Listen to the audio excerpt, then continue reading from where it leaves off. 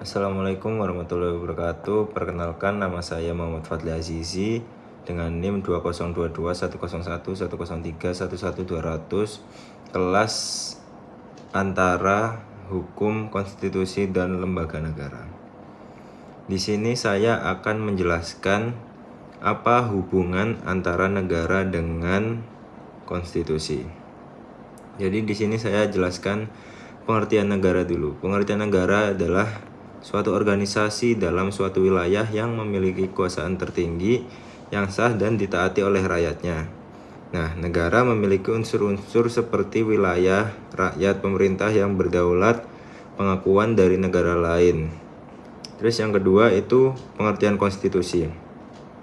Pengertian konstitusi adalah hukum dasar tertulis maupun tidak tertulis yang menjadi landasan dalam penyelenggaraan pemerintah suatu negara.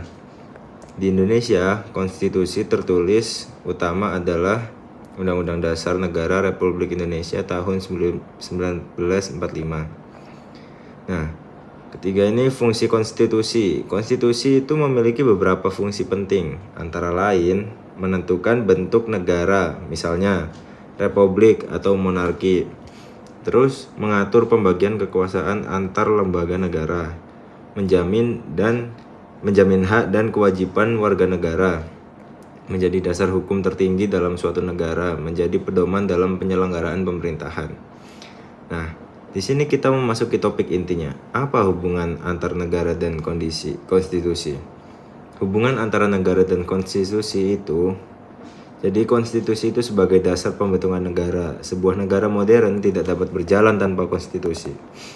Konstitusi menjadi dasar hukum tertinggi dalam pembentukan dan penyelenggaraan negara. Contoh, negara Indonesia baru dianggap sah setelah memiliki UUD 1945 sebagai dasar hukumnya. Lalu konstitusi mengatur jalannya pemerintah.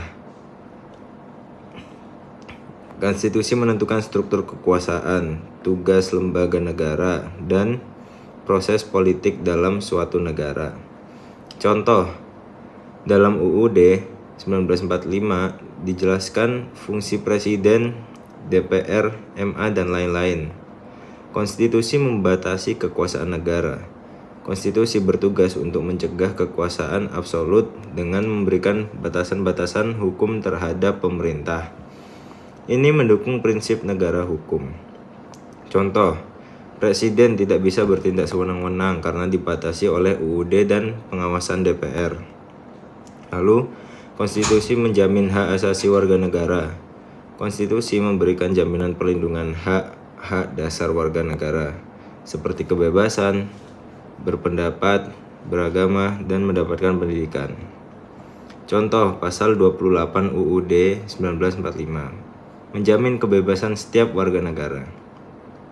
Terus, konstitusi mencerminkan identitas negara. Konstitusi juga mencerminkan nilai-nilai dasar dan ideologi negara seperti Pancasila di Indonesia. Jadi, kesimpulannya adalah hubungan antar negara dan konstitusi bersifat saling terkait dan tidak terpisahkan.